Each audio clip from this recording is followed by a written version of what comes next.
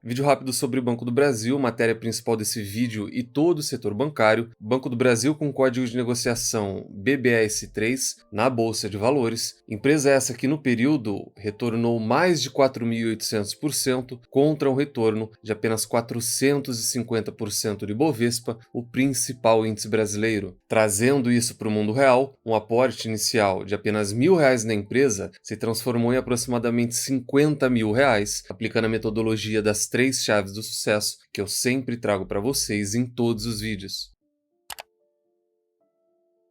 Sempre lembrando que na parte de baixo de todos os vídeos, deixo uma lista de indicação de livros que você tem que obrigatoriamente ler antes de investir em alguma ação, antes de entrar no mercado de capitais. A gente vai fazer análise fundamentalista, estudar toda a situação atual do Banco do Brasil, calcular preço teto, preço justo, mas junto a isso, a gente também tem algumas novidades importantes no setor bancário como um todo. E a gente começa falando do Banco Paine, que no final dessa semana anunciou mais de 35 milhões de reais de remuneração, aqui a gente fala de juros sobre capital próprio, e junto desse anúncio, eles também comunicaram um aumento de capital mediante a subscrição de ações. Então, primeiro sobre esse pagamento de JCP, que tem um valor bruto de 15 centavos, 16 centavos aqui arredondando. Vale sempre lembrar que JCP tem a incidência de imposto de renda, então a gente tira 15% desse valor anunciado e o valor líquido que vai cair na conta de quem é sócio é de aproximadamente 13 centavos por ação. Quem tem direito a receber esses proventos é quem tiver posicionado no dia 10 de outubro de 2024. Isso cai na quinta-feira agora dessa semana e o pagamento ele vai ser feito no dia 22 de novembro desse ano. É um processo bem rápido aqui do Banco Paine, da data do anúncio até a data de pagamento. Isso é bom para quem é sócio, quem é acionista da empresa. E do outro lado, a gente tem um aumento de capital, que tem um valor máximo de 30 milhões de reais. Ele fica um pouco aqui abaixo desse dividendo, dessa remuneração, mas mesmo assim é algo muito parecido com aquele dito muito antigo do mercado de capitais, de que com uma mão a empresa dá e com a outra a empresa tira. Banco Paine é um banco que trouxe os últimos 2 resultados muito bons, tem um futuro promissor, está num setor também muito bom, mas vale lembrar que o Banco Paine ele é uma turnaround, ele é uma empresa que saiu de um momento de dificuldade, muito pouco coberta, muito pouco acompanhada e precisa de um pouco mais de tempo para trazer confiança para o sócio.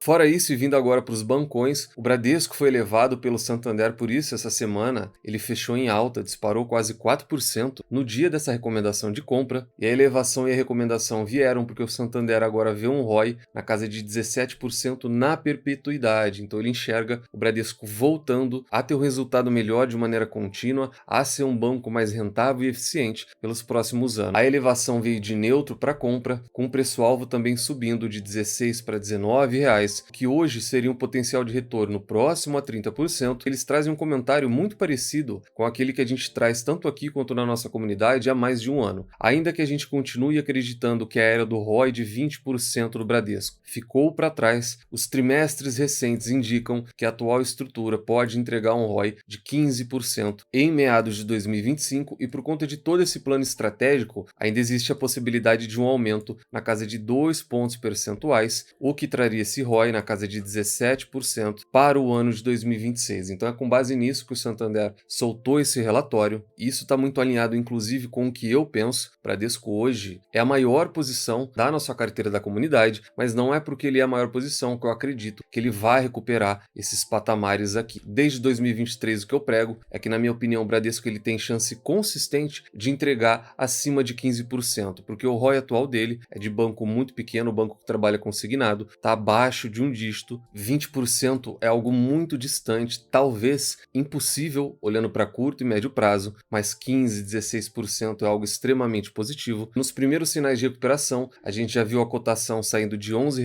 e indo para 13, R$ 14.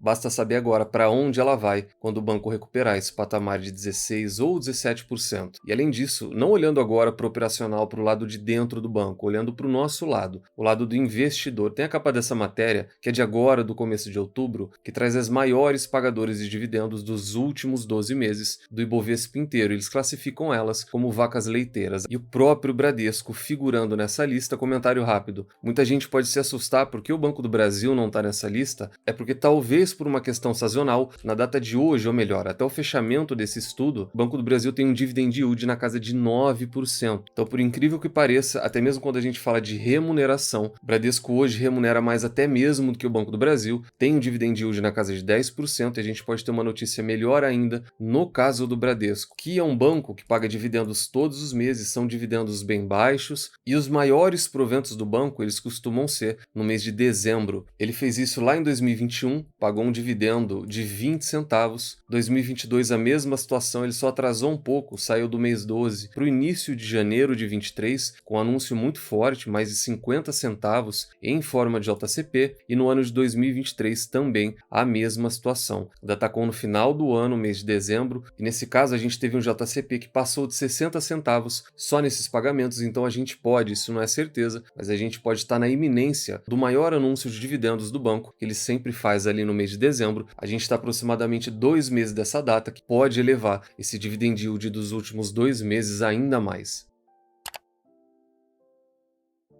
Santander e Itaú, a gente não teve grandes alterações desde o nosso último vídeo cobrindo o setor bancário. Santander que muito provavelmente a gente atinge a nossa meta em quantidade de ações agora nesse mês de outubro na carteira da comunidade. Fica aqui o convite para você fazer parte dela e saber de maneira adiantada todos esses movimentos, as ações que a gente está comprando e todas aquelas que a gente está de olho. No caso do Itaú, o foco também é para renda, na expectativa daqueles dividendos extraordinários. O Santander tem ele na carteira de dividendos e ele trouxe isso nesse mesmo relatório que ele levou o Bradesco de neutro para compra. O Itaú faz parte da carteira de dividendos do Santander. Itaú, inclusive, a ação preferida do setor bancário. A carteira de dividendos do Santander, ela é composta por todas essas ações, vai de Vale, Vivo, Telefônica até a Copel, e tem inclusive Banco do Brasil, que a gente vai falar a partir de agora.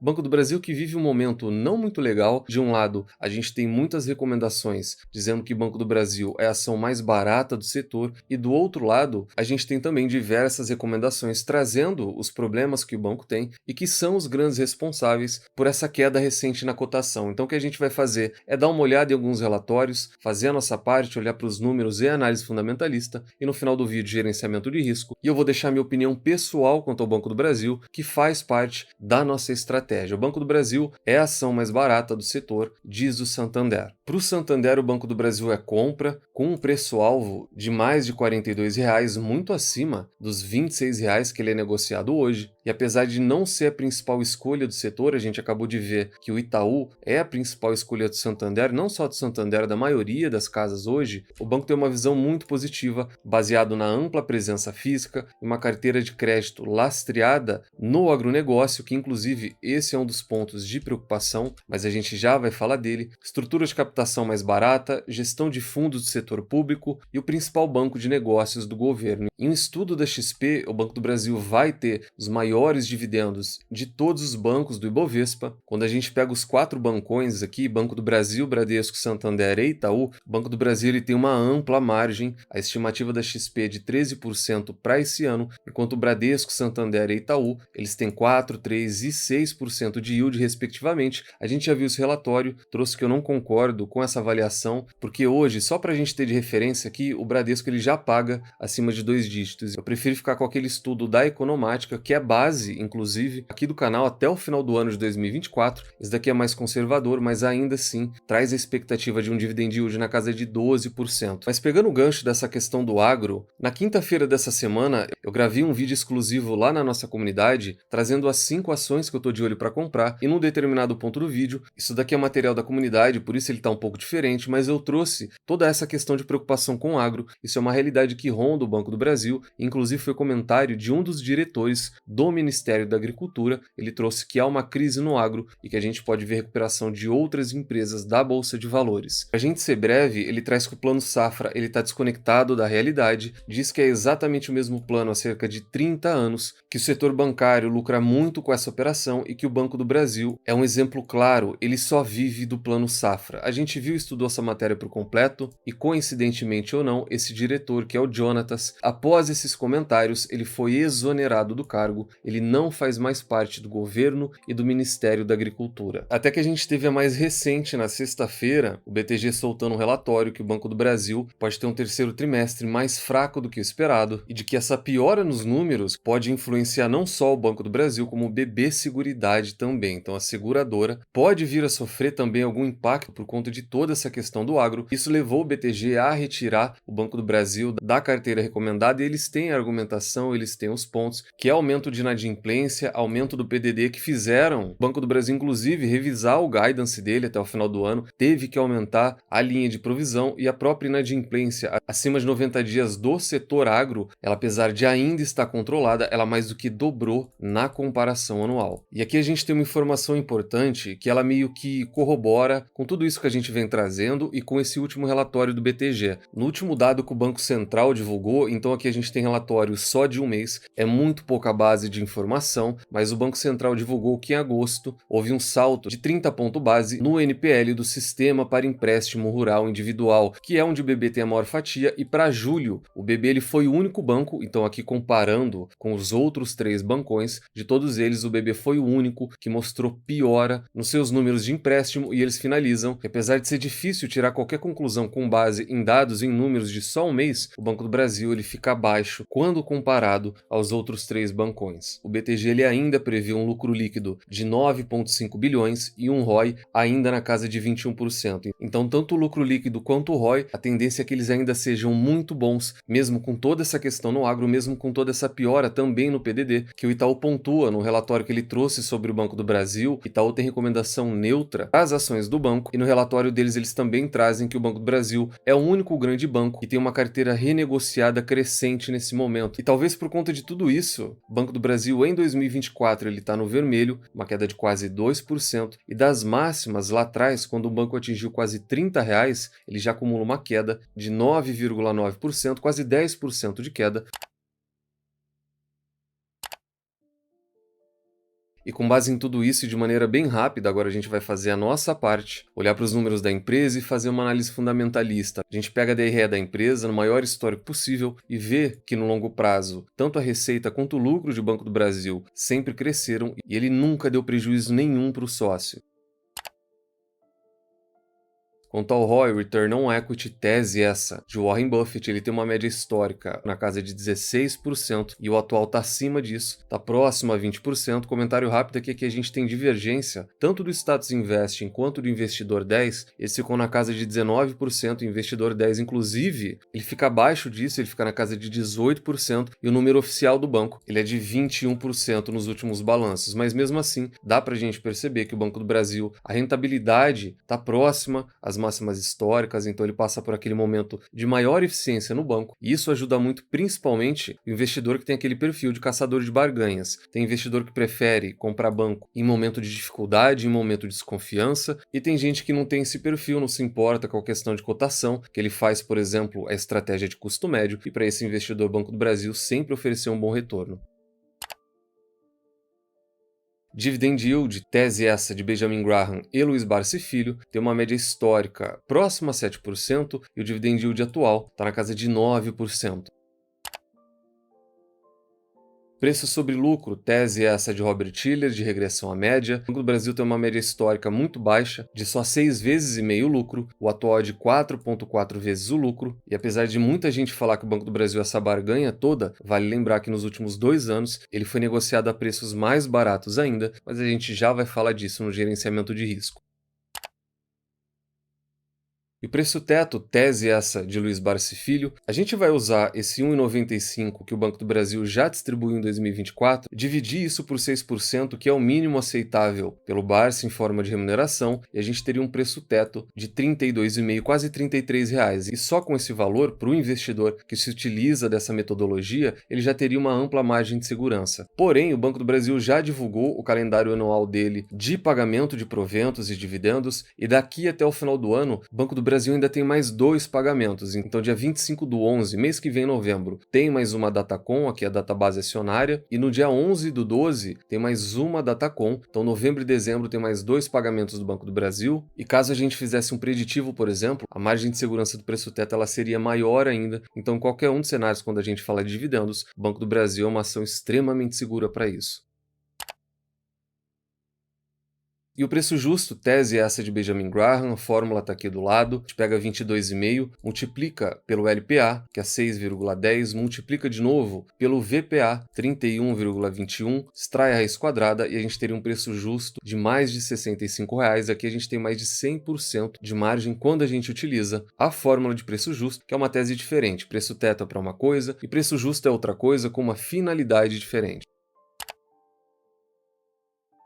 Gerenciamento de risco esse pessoal, individual e intransferível. Então a gente falou do Banco do Brasil, setor bancário e financeiro, ele obtém nota 4. Ele é considerado uma ótima empresa, sempre lembrando que notas 3, 4 e 5 são boas, ótimas e excelentes empresas respectivamente. A gente sempre fala os pontos positivos e negativos, só que no Banco do Brasil a gente vai focar muito na questão de preço, que é o que realmente gera dúvida na cabeça da maioria do investidor. Desde o começo desse ano, eu faço questão de trazer que o Banco do Brasil, apesar desse aparente desconto, ele está nas máximas históricas. Então aqui a gente tem o primeiro ponto de atenção para o investidor. Junto a isso, tem a piora dos números que a gente não pode negar como sócio. A gente não pode entender tudo como crítica, a gente tem que ver aquilo que é a realidade. Os números deles estão piorando, carteira renegociada está aumentando, PDD no primeiro trimestre comparado ao primeiro tri 23 subiu e agora no segundo tri comparado ao segundo tri do ano passado, ele também subiu. Justo em um momento em que Bradesco, Santander e Itaú eles estão fazendo um movimento muito contrário, que levou inclusive a empresa mexer no guidance, mexer nas projeções, e eles saíram de uma PCLD ampliada aqui embaixo, de no máximo 30 bilhões, para agora 34 bilhões. Então eles viram que executou 16 bi, se a gente somar mais 16 bi, o banco iria para 32 bilhões, ia ficar aqui acima do guidance. Então eles revisaram a projeção para cima, e tudo aquilo que, entre aspas, parecia que o mercado estava falando da empresa, falando mal e criticando, ele virou realidade ao ponto da empresa aceitar e inclusive projetar uma perda maior aqui para a carteira dela. Na questão preço, quando a gente vê muita gente recomendando, quando a gente vê muita gente comprando, o que faz sentido porque o Banco do Brasil faz parte da nossa estratégia. Na minha visão é um ativo interessante, a preços historicamente também interessantes, só que o Banco do Brasil ele não está nem próximo das mínimas recentes. Se a gente olhar 21 e 22, por exemplo, o Banco do Brasil ali sim, ele teve um desconto muito forte, talvez a maior oportunidade que a gente tenha tido em décadas, e ninguém falava tanto do banco, ninguém recomendava tanto, e quando a gente olha em 21 e 22, o Banco do Brasil ele era negociado na casa de R$ 15,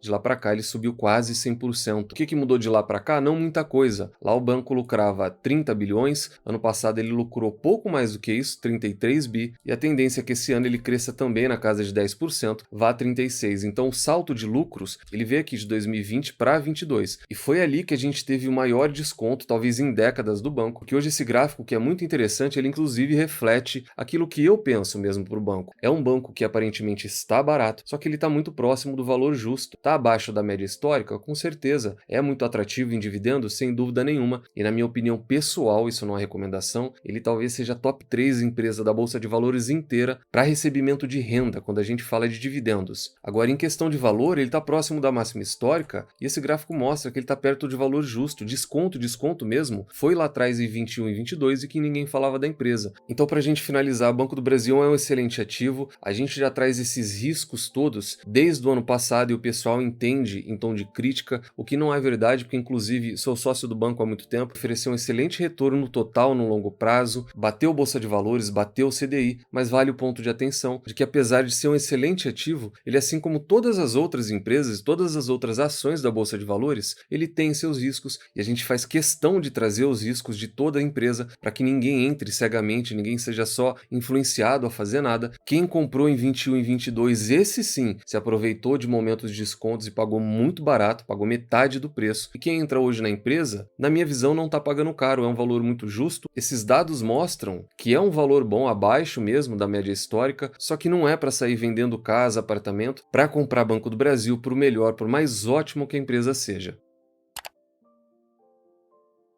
Então esse foi o vídeo de hoje, a gente cobriu o setor bancário, olhou para o Banco do Brasil de uma maneira um pouco mais crítica, falou de dividendos, e se você também é sócio da empresa, já anota na agenda, novembro e dezembro, muito provavelmente o banco vai anunciar mais proventos. O Banco do Brasil vem no ritmo muito forte, por isso até apelidei ele de BBAS11, fazendo alusão mesmo aos fundos imobiliários. E a gente falou de Bradesco, Itaú e dividendos do Banco Paine. Deixa no comentário se gostaram ou não, se são sócios de alguma dessas empresas ou não. Considere fazer parte da nossa comunidade. Nesse mês a gente inicia mais uma temporada de balanços, terceiro trimestre tá aí batendo na porta. Caso você queira investir através do BTG, que é a corretora que eu utilizo, para ter acesso a diversos benefícios e o mesmo assessor que a gente utiliza na carteira do canal, preencha o formulário através do link aqui embaixo. Pode fazer pelo celular, levar menos de 1 minuto e muito em breve o pessoal já vai entrar em contato com vocês. Nunca se esqueçam das 3 chaves do sucesso. Encontre excelentes empresas a preços atrativos, com uma excelente gestão e nunca mais as vendam. Tranque as 7 chaves, o Valo Investing foi e ainda é a melhor maneira do investidor pequeno e individual multiplicar o seu capital na Bolsa de Valores. Nos vemos no próximo vídeo e até lá.